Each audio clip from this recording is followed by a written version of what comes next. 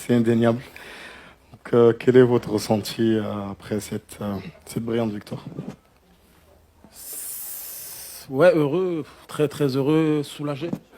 Soulagé parce que ça a été très très très dur. Très dur. Ça a été On a dur. eu une très très bonne équipe malienne en face, hein, qui nous a posé vraiment beaucoup de problèmes, surtout en première mi-temps, dans les 30 premières minutes.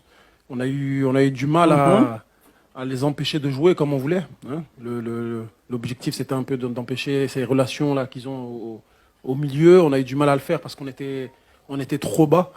Et ils nous ont mis en difficulté, ils nous ont posé des problèmes. Après, il y a eu le carton rouge en fin de première mi-temps qui vient pas aider. Mais voilà, on n'a rien lâché. On a essayé de mettre un plan en place pour les contenir et essayer de les prendre en compte avec Seb en pointe qui nous garde les ballons ou qui nous met un but sur centre. Et c'est pas passé loin de l'élimination, mais on est content. On est vraiment content pour les joueurs. Je suis content parce qu'ils ont rien lâché. Ils se sont battus jusqu'à la fin. Ils ont été récompensés dans les arrêts de jeu.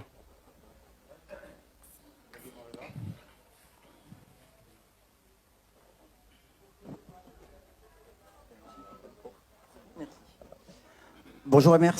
Emmanuel Baranguet pour l'agence France Presse. Mon chef m'a demandé un papier pour demain sur la Côte d'Ivoire. Il m'a demandé quelles étaient les qualités. Alors j'ai dit le mental, le mental et le mental. Je voudrais savoir ce que je mets d'autre, s'il te plaît. Ce que vous voulez, hein. C'est vous le professionnel. Moi, je suis.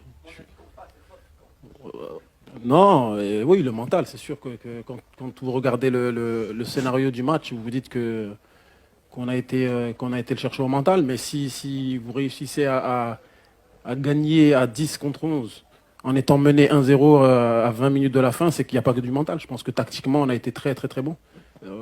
Bon, presque meilleur à 10 qu'à 11 d'ailleurs. Mais non, ils ont fait un super match tactique, hein. Tactique, on a été bien, on les a empêchés, même à 10, de développer le football qu'ils ont l'habitude de développer d'habitude. On a su fermer les couloirs.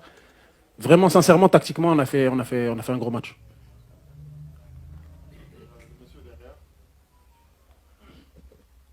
Bonsoir Faye. Salut Dramé à Abidjan Sport. Alors, après le match de poule, la Côte d'Ivoire était presque éliminée. Et au dernier moment, l'équipe revient dans la compétition. Face au Sénégal, il a fallu attendre après 80 minutes pour revenir encore dans la compétition. Et aujourd'hui, encore face au Mali, après 85 minutes, on revient encore dans la compétition. Et à la dernière seconde de prolongation, on se qualifie. Est-ce des signes qui vous font croire que vous y arriverez au sac final le 11? Oui, c'est des signes positifs qui vous donnent de l'espoir. Après, moi, je préférais ne pas avoir beaucoup de suspense comme ça, hein. Je préférais qu'on maîtrise déjà mieux les entames de match. Parce que contre le Sénégal aussi, on a mis 10-15 minutes à rentrer dans le match. Là, pendant 30 minutes, on a eu des problèmes tactiques qu'on n'a pas su régler. Donc, on a eu la chance contre le Sénégal et contre le Mali de revenir à chaque fois. Mais voilà, il faut qu'on revoie un peu nos entames de match et qu'on essaie de maîtriser le match plutôt que de le subir et d'avoir à chaque fois être obligé de ramer, de faire des efforts pour revenir. Donc non, c'est bien, c'est bon signe, hein. C'est toujours bien quand vous gagnez en revenant au score. Mais ouais, si on peut éviter, ça sera encore mieux, je pense. Ça c'est clair.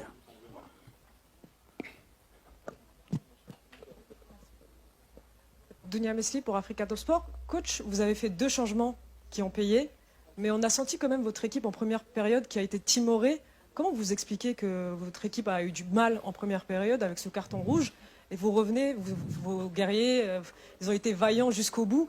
Comment on explique cet état d'esprit, ce changement? En première mi-temps, je pense j'avais tellement accentué sur le fait d'être compact et de refermer, de resserrer les lignes et de fermer les passes à l'intérieur parce qu'ils ont un milieu en losange qui joue très bien, qui combine très bien. Je pense que j'avais tellement insisté sur ça que finalement, on s'est retrouvé bas, on a reculé, on a eu peur, je pense. Par rapport au discours que j'ai eu, c'est vrai que je l'ai beaucoup mis en garde sur ça. Et au lieu d'aller le chercher pour empêcher justement ces passes-là, on s'est mis bas.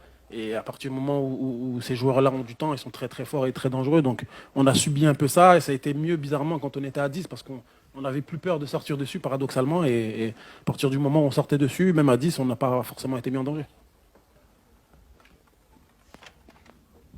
Bonjour Emers. Hervé Penaud de l'équipe. Bon là on parle analyse tactique d'une certaine manière. Moi ce que je voudrais voir c'est quelles émotions tu as pu ressentir. Tu as pris l'équipe il y a une semaine, Tu as vécu 2 matchs absolument incroyables. Et là, deux fins de mi-temps, la fin du match et la fin de la deuxième période de la prolongation. Qu'est-ce que tu as ressenti à ce moment-là? Tu te dis, mais je suis en train de vivre un truc irréel? Ouais, c'est clair, franchement, ouais, ouais, faut être honnête déjà. Bon, contre le Sénégal, c'était moins marquant que ce soir, parce que contre le Sénégal, on a quand même eu beaucoup plus de maîtrise et qu'aujourd'hui. Mais c'est vrai qu'aujourd'hui, j'ai eu toutes les émotions à un moment dans ma tête. Je savais plus où j'en étais. J'ai réfléchi pour savoir quel changement faire.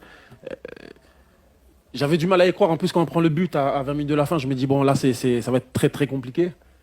Mais comme j'ai dit aux joueurs, j'ai dit, on était morts après la défaite contre la Guinée équatoriale, on était déjà morts. On a ressuscité le mercredi grâce à la victoire du Maroc, donc j'aurais dit, on n'a plus rien à perdre. En fait. Donc donnez tout, battez-vous jusqu'à la dernière minute. Un match, c'est 90 minutes, voire plus. Et ne lâchez rien tant que l'arbitre n'a pas sifflé la fin du match. Et il y a encore de l'espoir. Et voilà, c'est ce qu'ils ont fait. Il n'y avait que 1-0. Ils ont rien lâché, ils ont été récompensés. Salut Hébert, félicitations.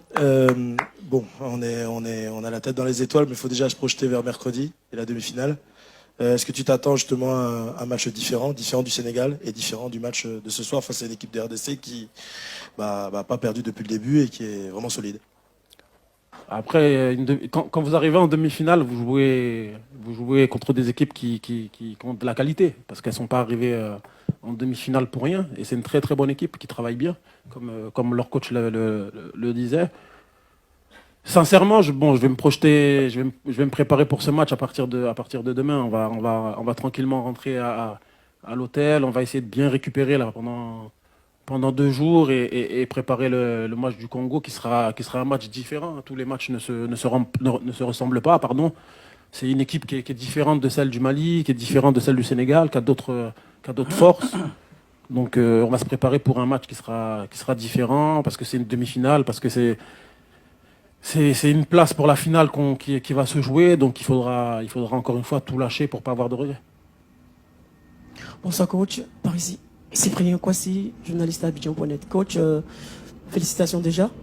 Voilà, là tu viens de sortir d'un match assez rigide, mais là tu perds 2 joueurs, pas des moindres, Kosono Odilon et Dakite Oumar.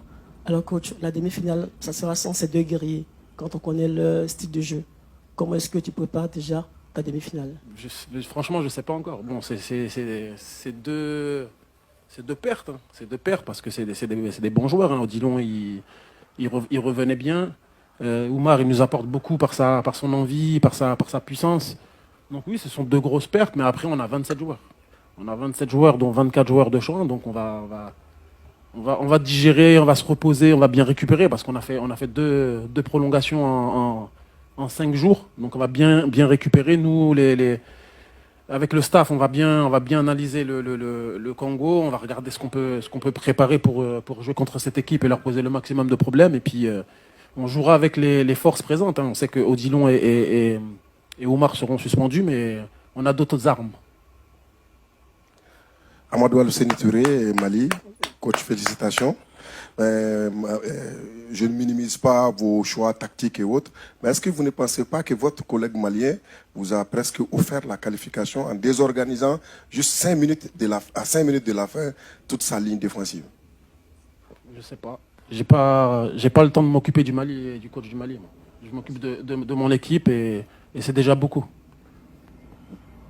Déjà, ça c'est clair. Ça c'est clair. T'as raison. Ouais. Martial Gallet, le mandat. Félicitations, coach.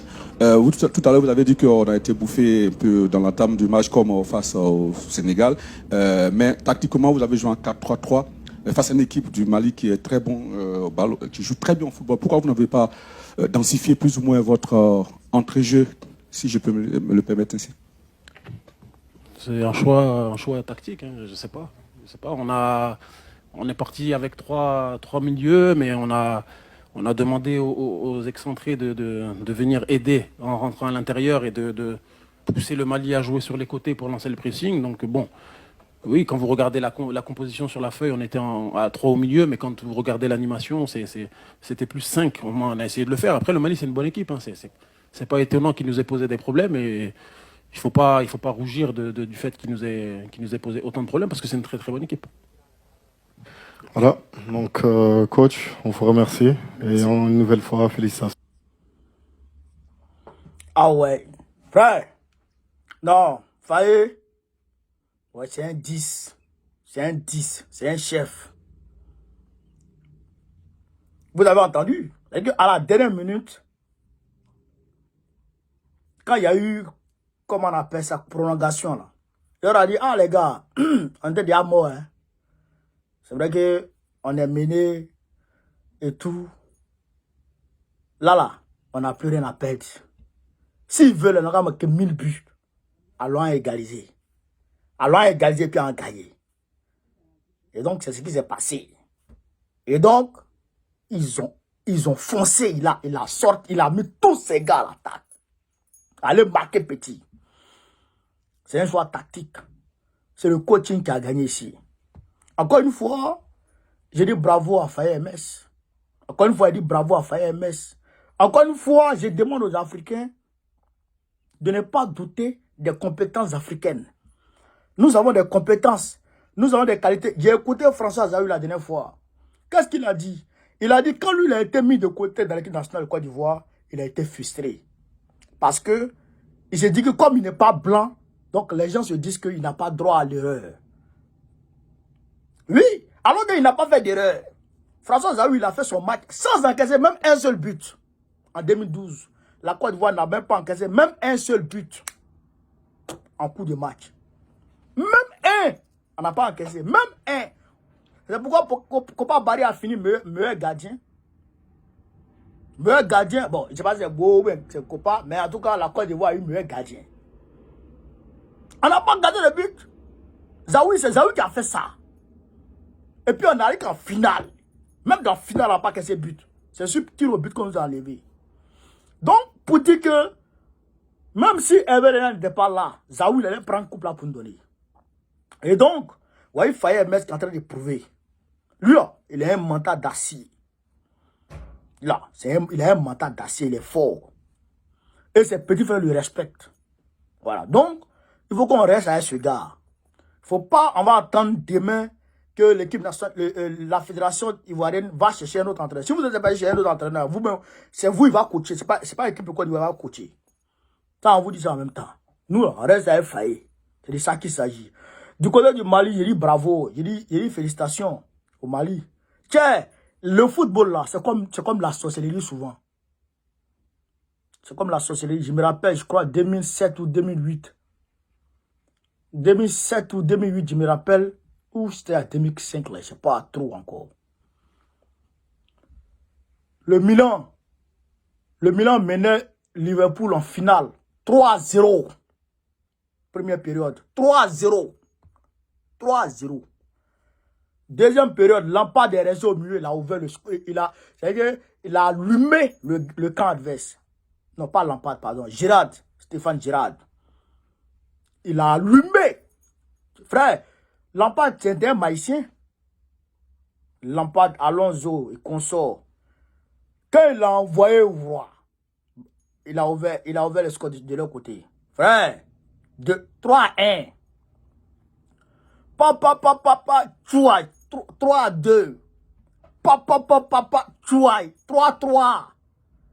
Et puis, Liverpool a pris la coupe, ils sont partis.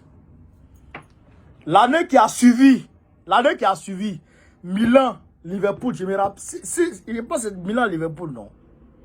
Ils sont croisés encore. Milan a frappé Liverpool, Milan a pris la coupe. Avec les Kaka. Kaka était ballon d'or. Le football là, c'est comme la sorcellerie. L'équipe que tu mets en première période là, la même équipe vient en deuxième période, tu dis, mais c'est pas vous qui étiez là. C'est comme ça le football. C'est pourquoi moi, je ne parie pas dedans. Je ne parie pas. Il a parié sur les gens, ils vont courir pour aller jeter mon nez. Oh, il dit, je ne parie pas. J'ai parié une fois 500. Depuis mon nez, il dit, moi encore. Mon nez, il comptait trop sur le Besset. Il comptait trop sur le Saint-Togo. Il a mis dedans. Pour moi, ça a dit jeton. Il a fait le combinaison. Pour moi, ça a dit jeton. Frère, ils ont fait fier. Et il a dit comme ça. Depuis ce jour, Ali Sini, il ne parie pas. Il ne parie pas. Football. Football, hey, faut pas t'amuser avec le football, frère. Faut pas t'amuser avec le football. Real de Madrid, tu vois souvent Retafe tape Real. Real de Madrid, elle est grande du monde. Retafe tape Real. Tu peux croire ça? Tu peux croire ça? Le football, il n'y a pas de logique. Il n'y a pas de logique. Hein? Il y a une équipe du Mali qui n'ont jamais perdu aucun match. Aucun match, ils n'ont perdu. Hein? Invaincus. Ils se croisent avec la Côte d'Ivoire. 10 contre 11. La Côte d'Ivoire met là 20 minutes de la fête. C'est pas la magie, ça. Le football, là, c'est pas bon, au vrai. Donc, prenez vos mal en patience. Et d'ailleurs, dans la CEDEAO, là, c'est rare qu'une équipe de la CEDEAO gagne la Côte d'Ivoire. Je ne sais pas ce qui se passe, hein, mais c'est rare qu'une équipe de la CEDEAO gagne la Côte d'Ivoire. Regardez, ceux qui ont gagné la Côte d'Ivoire, là, c'est Nigeria seul qui nous a gagné. Nigeria, et puis difficilement, hein, malgré Gassé, le Nigeria doit gagner difficilement. Et puis Nigeria, Côte d'Ivoire, là, c'est toujours 1-0, 1-1, 1-0, 1-0, 1-1. Même Côte d'Ivoire, quand on a éliminé le Nigeria en demi-finale de 2006, là, mais c'était sur 1-0, Drogba a mis 1 et puis c'est fini. Hey, c'est comme ça. Donc, c'est pas facile. Le football est bizarre. Donc, il faut que les Maliens prennent leur mal en patience. Ils ont joué ballon. Vos frères, vos gars ont joué ballon. Voilà, ils jouent ballon. Ils ont joué ballon, mais franchement. Mais, à la dimension. Donc, camarades, partagez la vidéo.